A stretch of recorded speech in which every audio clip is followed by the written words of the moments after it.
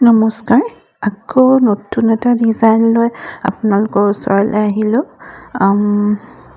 প্ৰথমে সকলোকে বহুত মৰম আৰু আশা কৰোঁ সকলোৱে ভালে আছে। বৰ্তমান ময়ো ভালেই। আৰু এই ভিডিঅ'টো যদি আপোনালোকে ফেচবুক পেজত চাই আছে তেনেহ'লে মোক ফ'ল' কৰি দিব যদি ফ'ল' নাই কৰা, আৰু যদি এই ভিডিঅ'টো আপোনালোকে ইউটিউবত চাই আছে তো যদি আপোনালোকে ছাবস্ক্ৰাইব কৰা নাই তো প্লিজ ছাবস্ক্ৰাইব কৰি দিব। আৰু যদি ভিডিঅ'টো ভাল পাইছে তেনেহ'লে ফ্ৰেণ্ডৰ লগতো শ্বেয়াৰ কৰিব বুলি আশা থাকিলে।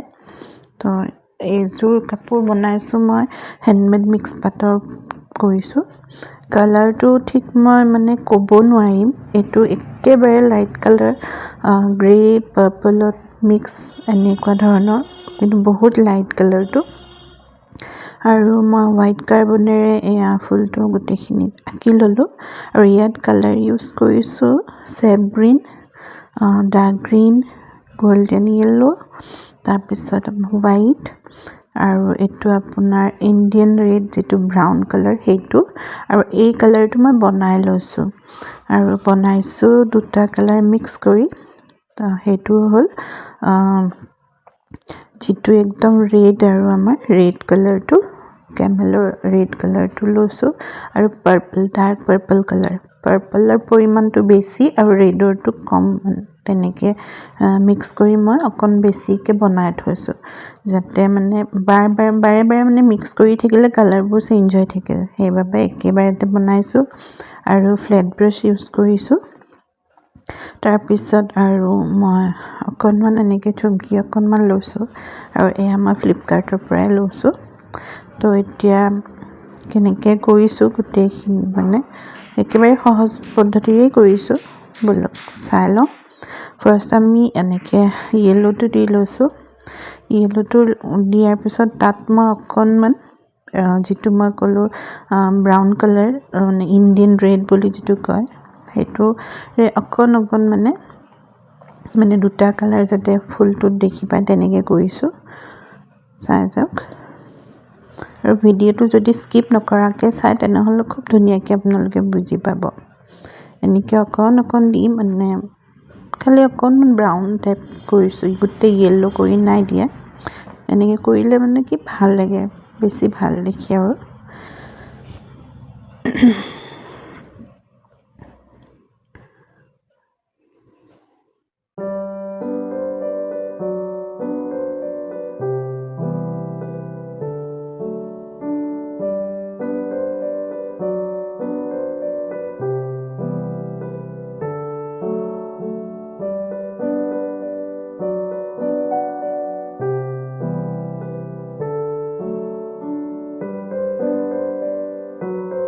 আৰু যদি কোনোবাই বিচাৰে মোৰ পৰা এনেকৈ কাপোৰ অৰ্ডাৰ কৰিব বিচাৰে তো মোৰ নাম্বাৰটো দিয়াই থাকে, ডেছক্ৰিপশ্যনত থাকেই নাম্বাৰটো। তো তাত আপোনালোকে মেছেজ কৰিব, তেনেকৈ মই কৰোঁ। আৰু ফেব্ৰিক এনে দেখিবলৈ বৰ সহজ যেন লাগে বাৰু, আৰু সহজো, বৰ বেছি এটা টান নহয়। কিন্তু কি হয়, প্ৰেক্টিচটো লাগেই। আৰু সকলোতকৈ টান কাম হ'ল এটা ডিজাইন বাছি উলিওৱা, আৰু সেই ডিজাইনটো বাছি উলিওৱাৰ পিছত তাত কি কালাৰ দিম, কি কালাৰে বেছি হোৱাই কাপোৰযোৰ, সেইটো সাংঘাতিক টান কাম মোৰ কাৰণে কৈছোঁ। কাৰণ অকণমান ইফাল সিফাল হ'লেই গোটেই খেলিমেলি হৈ যাব। আৰু যিহেতু এক্সট্ৰা এনেকুৱা কাপোৰ নাথাকে য'ত আমি দি চাব পাৰোঁ, গোটেইখিনি ভাবি মেলি কৰিব লাগে, সেইকাৰণে বৰ টান হৈ যায়।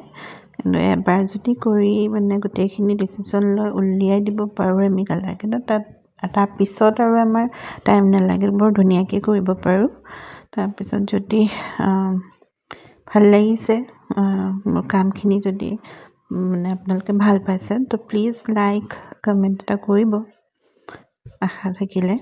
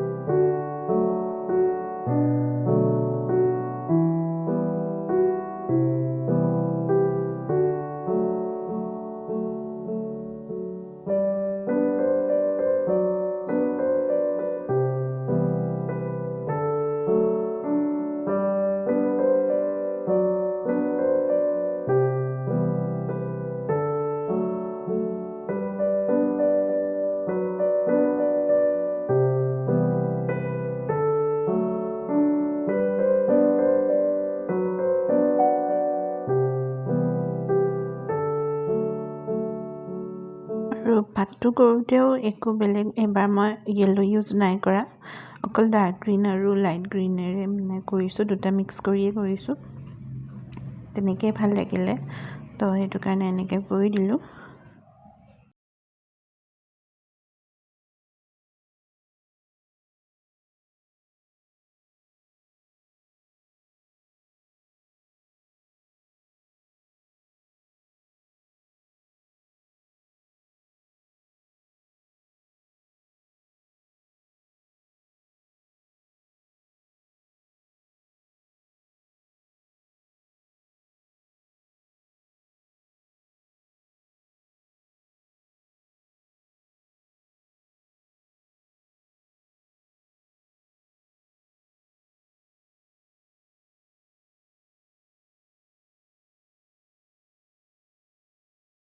তাৰপিছত গোটেইখিনি হোৱাৰ পিছত মই গ্লুটো ইউজ কৰিছোঁ।